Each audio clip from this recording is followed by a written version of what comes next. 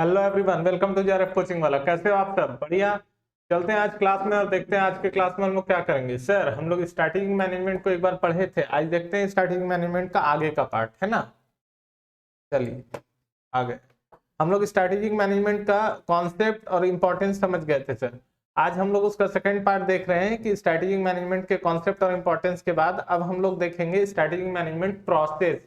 बहुत इंपॉर्टेंट है ये, आपको जो मैनेजमेंट से नेट है उनको इसमें हेल्प होगा, और जो बीबीए एमबीए एमकॉम बीकॉम के बच्चे हैं उनको इसमें हेल्प मिलेगा, है ना। तो हम लोग आज चलते हैं स्ट्रैटेजिक मैनेजमेंट प्रोसेस में।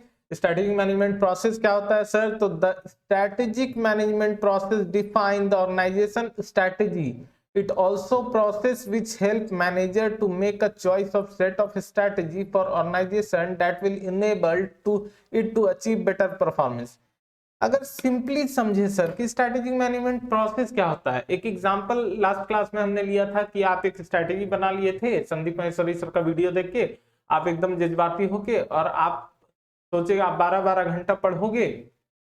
आप लास्ट वीडियो देखना, आपको इसमें उसमें वो एग्जांपल मिल जाएगा। तो ये एक एग्जांपल हमने लिया था। अब हम लोग बेसिकली क्या देखते हैं कि स्ट्रैटेजिक मैनेजमेंट प्रोसेस क्या हो सकता है। तो स्ट्रैटेजिक मैनेजमेंट प्रोसेस देखिए सर, सबसे बड़ी बात है कि जब हम लोग देखते हैं कि स्ट्रैटेजिक मैनेजमेंट प्रोसेस की बात कर रहे हैं, मींस हम स्ट्रैटेजी बनाए होंगे, उस स्ट्रैटेजी को इंप्लीमेंट किए होंगे, और फिर हम चेक किए होंगे कि वो मेरा प्रॉपर इंप्लीमेंट हुआ कि नहीं। तो जब हम लोग स्ट्रैटेजी बनाए, मतलब स्ट्रैटेजी फॉर्मुलेट किए, फिर स्ट्रैटेजी इंप्लीमेंट किए, बनाए उसको इंप्लीमेंट किए, जिस पर्पज से बनाए थे उसमें इंप्लीमेंट कर दिए। इंप्लीमेंट करने के बाद हम इवैल्यूएट किए कि हाँ सर मेरा स्ट्रैटेजी प्रॉपर वर्क कर रहा है कि नहीं, ठीक है। तो देखिए हमने कैसे करा कि strategic management process define the organisation strategy. Strategic management process एक ऑर्गेनाइजेशन के स्ट्रैटेजी को बताता है। It is also the process which help manager make a choice of set of strategy for the organization।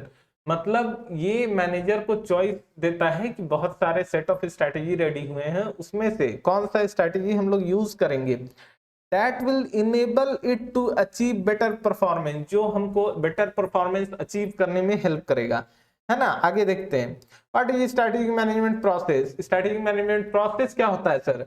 तो strategic management involve certain function activity. ये कुछ function of activities में involve है, इसमें इन्वॉल्व होता है कुछ एक्टिविटी। क्या क्या एक्टिविटी है sir? The systematic way of doing the function or activity is described as strategic management process। एक सिस्टमैटिक वे में अपने काम को करने के लिए जो तरीका अपनाएंगे वो स्ट्रैटेजिक मैनेजमेंट प्रोसेस कहलाएगा। इट कंसिस्ट ऑफ, इसमें क्या क्या आता है सर? इसमें अभी जैसे मैंने बताया था कि स्ट्रैटेजिक फॉर्मुलेशन होगा, स्ट्रैटेजी इंप्लीमेंटेशन होगा, इवैल्यूएशन एंड कंट्रोल होगा। अब फॉर्मुलेट कर रहे हैं सर, तो ऐसा नहीं है ना कि बैठे और एकदम फॉर्मुलेट हो गया, वैसे नहीं होगा। तो फॉर्मुलेशन के भी कुछ स्टेप्स हैं। सबसे पहले हम लोग स्ट्रैटेजिक मैनेजमेंट फॉर्मुलेशन देखेंगे। तो फॉर्मुलेशन में हम लोग क्या क्या देखेंगे? सबसे पहले defining the companies mission. Strategic formulation is the first phase of strategic management process. ये फर्स्ट फेज है स्ट्रैटेजिक मैनेजमेंट प्रोसेस का। It concern with devising a suitable plan or action after studying the external environment, analyzing the industry and assessing the internal capability of business concern। It involves 6 important steps। बोल रहा है कि business के बाहरी environment को हम पहले study करेंगे, उसके बाद बिजनेस के इंटरनल इन्वायरमेंट को स्टडी करेंगे, एनालाइज करेंगे हमारी इंडस्ट्री, इस जिस फील्ड में हम हैं उसकी इंडस्ट्री कैसी है, और फिर हम लोग स्ट्रैटेजी बनाएंगे ताकि वो प्रूफफुल स्ट्रैटेजी हो, मतलब एकदम प्रूफ हो उस स्ट्रैटेजी को, प्रॉपर प्रूफ वाला स्ट्रैटेजी जो फेल ना करे। हालांकि स्ट्रैटेजी अगर आप बनाए हो तो फेल हो सकता है। जैसे कि हम लोग स्ट्रैटेजी वर्ड को समझे थे कि आर्मी टाइम से या युद्ध वगैरह से, रणनीति वर्ड से आया है। तो हम लोग ये देखते हैं कोई भी चीज का जब हम लोग प्लान किए हैं तो उस प्लानिंग में फेल होने के भी चांस होते हैं। रिस्क हम लोग देखते हैं, रिस्क फैक्टर को कम करने की कोशिश करते हैं क्योंकि रिस्क को नील नहीं किया जा सकता है, पर फेल होने के चांसेस होते हैं, है ना। तो सबसे पहले क्या करेंगे सर? सबसे पहले हम डिफाइन करेंगे कंपनी का मिशन। कंपनी का मिशन एक बार पता चल गया कि गोल क्या है मेरा, हमको करना क्या है। अगर मेरा मिशन है 1 लाख टन प्रोडक्शन का किसी भी चीज का, तो हम वो पहले टारगेट डिसाइड किएंगे मेरा मिशन क्या है। ठीक है। फिर हम एनालाइज करेंगे एक्सटर्नल इन्वायरमेंट को, कि इस एक्सटर्नल इन्वायरमेंट पे हम लोग देखेंगे गवर्नमेंट की पॉलिसीज क्या क्या है, कंपिटिटर्स कैसे हैं, उनके स्ट्रैटेजी क्या है, उनका मार्केट में वैल्यू क्या है, उनके प्रोडक्ट का गुडविल क्या है, ये सारे चीजों को स्टडी करेंगे। तो सबसे पहले हम क्या किए, कंपनी का मिशन डिसाइड किए, फिर हम लोग एनालाइज किए हैं एक्सटर्नल इन्वायरमेंट को। उसके बाद करेंगे इंडस्ट्री एनालिसिस। जब हम लोग देखेंगे कि हाँ एक्सटर्नल इन्वायरमेंट का एनालिसिस कर दिए, एक्सटर्नल इन्वायरमेंट एनालिसिस से हमें पता चलता है थ्रेट और अपॉर्चुनिटी का, शॉर्ट SWOT, शॉर्ट एनालिसिस में हम लोग स्ट्रेंथ, वीकनेस, अपॉर्चुनिटी और थ्रेट देखते हैं। तो जब एक्सटर्नल इन्वायरमेंट की स्टडी हम किए अच्छे से अपने स्ट्रैटेजी को बनाने के लिए, तो हम लोग देखेंगे कि हमको अपॉर्चुनिटी और थ्रेट का पता चल जाता है कि क्या क्या कमी है। सपोज करता हूं, एक एग्जांपल से ही समझाते चला जाता हूं तो बेटर रहेगा। आपने एक कंपनी ओपन करा, एक मैन्युफैक्चरिंग यूनिट बनाया और आप मसाला बना रहे हो, ठीक है। अब आप देखिए कि अच्छा मैं मसाला बना रहा हूं, तो सबसे पहले मेरा गोल क्या है, मेरा गोल है कि मुझे इस बार इतना टन मसाला बनाना है, 100 टन मसाला बनाना है, ठीक है, 100 टन मसाला प्रोडक्शन करना है। आप क्या किए कि उसके लिए एक्सटर्नल इन्वायरमेंट को देखिए कि हाँ अभी गवर्नमेंट का टैक्स रेट क्या चल रहा है, क्या जो कंपटीटर है उनकी स्ट्रैटेजी क्या है, वो मार्केट में किस टाइप का टेस्ट मसाले को लेके, किस टाइप का टेस्ट लोगों का है, स्पाइसी ज्यादा बनाना सही रहेगा या मॉडरेट मसाला बनाना ठीक रहेगा, है ना। ऐसा कुछ आपने सब स्टडी करा तो आपने देखा कि मार्केट में लोग का डिमांड स्पाइसी मसाला का है और स्पाइसी मसाला प्रॉपर अवेलेबल नहीं है। जो भी हमारे कंपटीटर है उनके पास इतना स्पाइसी मसाला अवेलेबल नहीं है। तो आप क्या किए, आपको अपॉर्चुनिटी पता चल गया। अब आप देख रहे हैं कि नहीं, कंपटीटर के बड़ी यूनिट है, उनका बड़ा मार्केटिंग स्केल है, तो आप ट्रेड भी देख पा रहे हैं। मतलब आप एक्सटर्नल एनालिसिस जब करेंगे तो आप अपॉर्चुनिटी और दोनों को देखेंगे। फिर आएंगे इंडस्ट्री एनालिसिस पे, फिर आप देखेंगे मसाला इंडस्ट्री कैसा है, डिक्लाइनिंग फेज में चल रही है मसाला इंडस्ट्री, बूम फेज में है या ग्रोइंग स्टेज में है। आप इस इंडस्ट्री को डीपली समझेंगे, ठीक है। इंडस्ट्री को डीपली समझने के बाद इंडस्ट्री जब आप एक्सटर्नल बिजनेस इन्वायरमेंट को समझे, फिर आप इंडस्ट्री को समझे, एक्सटर्नल बिजनेस इन्वायरमेंट से आप उसके थ्रेट अपॉर्चुनिटी के अकॉर्डिंग अपना स्ट्रेंथ वीकनेस को ये किए। इंडस्ट्री एनालिसिस से भी आपको अपॉर्चुनिटी थ्रेट का पता चला। फिर आते हैं इंटरनल एनालिसिस ऑफ फर्म। अब आप सोचो कि जब आप सबसे पहले आप गोल डिसाइड किए थे, याद रखना फॉर्मूला स्ट्रैटेजी में अभी हम लोग पढ़ रहे हैं, सबसे पहले आप गोल डिसाइड करने के बाद आप एक्सटर्नल इन्वायरमेंट की स्टडी किए कि एक्सटर्नल इन्वायरमेंट कैसा है। वो स्टडी करने के बाद आप क्या किए सर, आप फटाक से गए और इंडस्ट्री का एनालिसिस कर लिए। जब हम एक्सटर्नल इन्वायरमेंट का एनालिसिस किए, फिर इंडस्ट्री एनालिसिस कर लिए। इंडस्ट्री एनालिसिस करने के बाद कि किस टाइप की चल रही है इंडस्ट्री, ये सब पता कर लिए।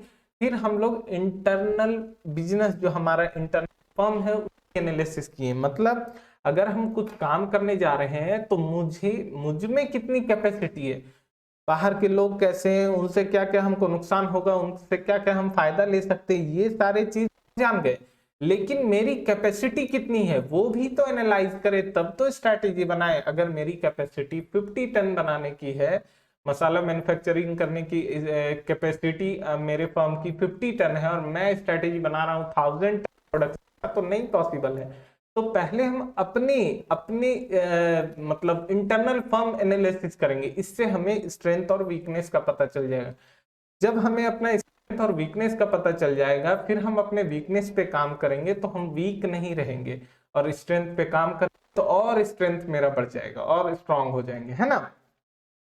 फिर हम बनाएंगे स्ट्रैटेजिक अल्टरनेटिव्स बनाएंगे। मतलब बहुत डिफरेंट डिफरेंट वेज बनाएंगे। सपोज करता हूं कि एक, यहां हम समझते हैं कि एक हमने मंजिल डिसाइड करा, गोल,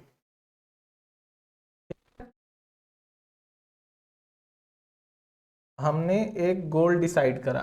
अब हम क्या किए, इसके बाद हम एक्सटर्नल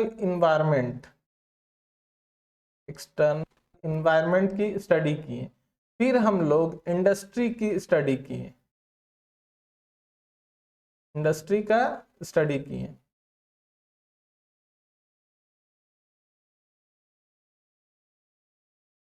फिर हम लोग क्या किए, इंडस्ट्री स्टडी करने के बाद हम लोग इंडस्ट्री स्टडी किए थे। इंडस्ट्री स्टडी करने के बाद हम लोग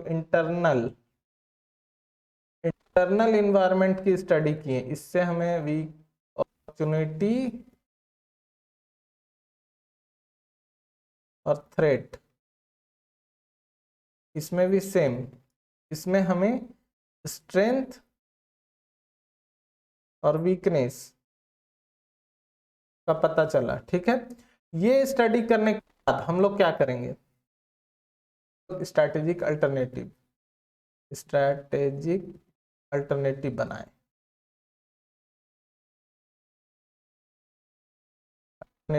स्ट्रैटेजिक अल्टरनेटिव का क्या मतलब हो गया सर? अब हम इसको यहां समझते हैं कि ये मेरा गोल था, अब हम स्ट्रैटेजी बना रहे हैं। ये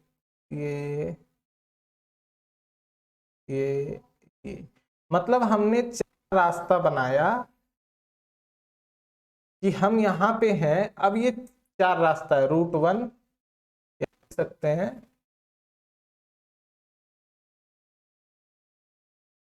स्ट्रैटेजी 1, 2, ये 3, ये 4।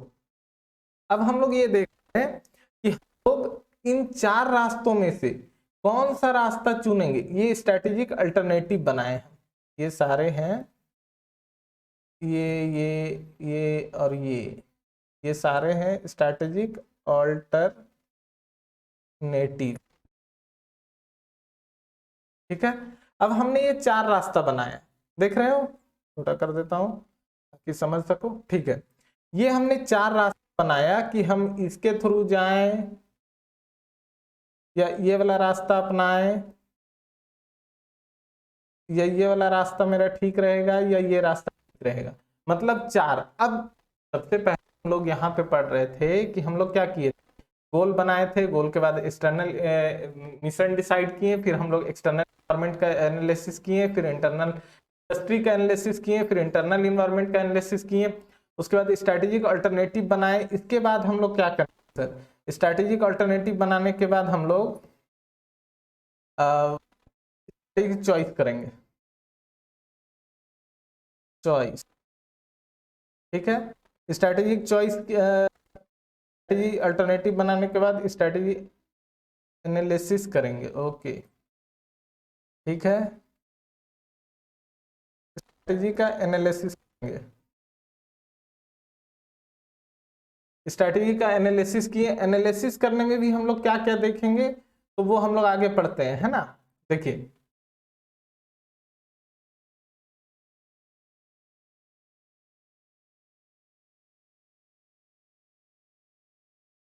Relevancy, visibility, accessibility,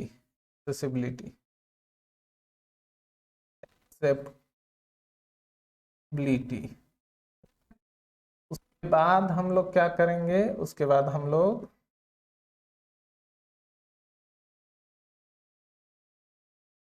strategic choice करेंगे। तो देखिए यहां समझते हैं सर क्या किया था। देख, हाँ, हमने सबसे पहले क्या किया, हम मिशन डिसाइड किए।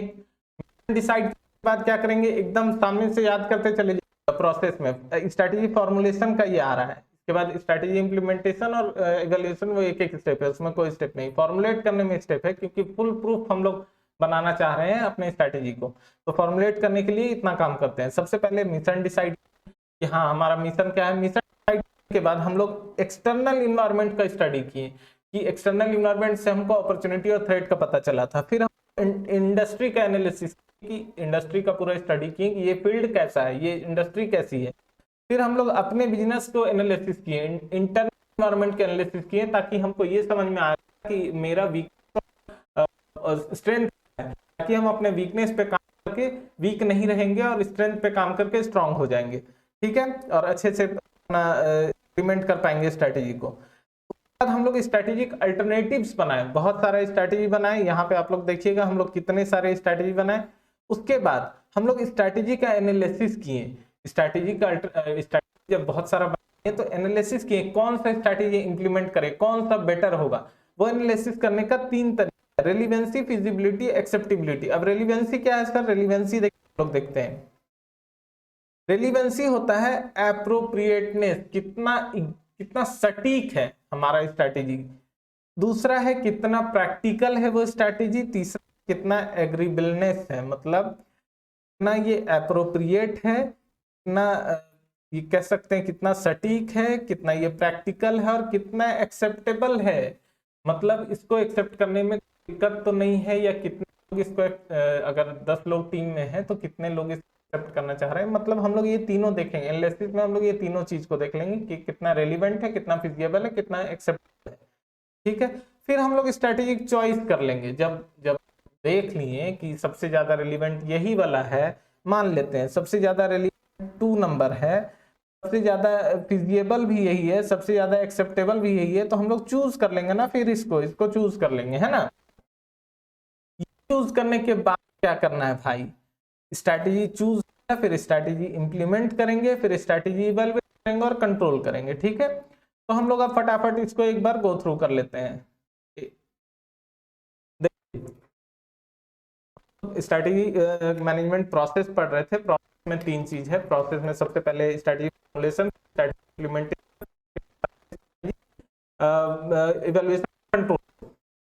स्ट्रैटेजी फॉर्मुलेट करने के लिए 6 स्टेप, वो स्टेप क्या करेंगे, मेरे पीछे लोग बोल जाओ ताकि याद हो जाए। सबसे स्ट्रैटेजी अपना गोल डिसाइड, मिशन डिसाइड करेंगे, बिजनेस का करेंगे, मिशन डिसाइड करने के बाद एक्सटर्नल एनवायरनमेंट की स्टडी करेंगे, एक्सटर्नल एनवायरनमेंट स्टडी करने के बाद क्या करेंगे सर, एक्सटर्नल एनवायरनमेंट स्टडी करने के बाद इंडस्ट्री का एनालिसिस करेंगे, इंडस्ट्री करने के बाद अपने इंटरनल फर्म का करेंगे, फर्म का एनालिसिस करने के बाद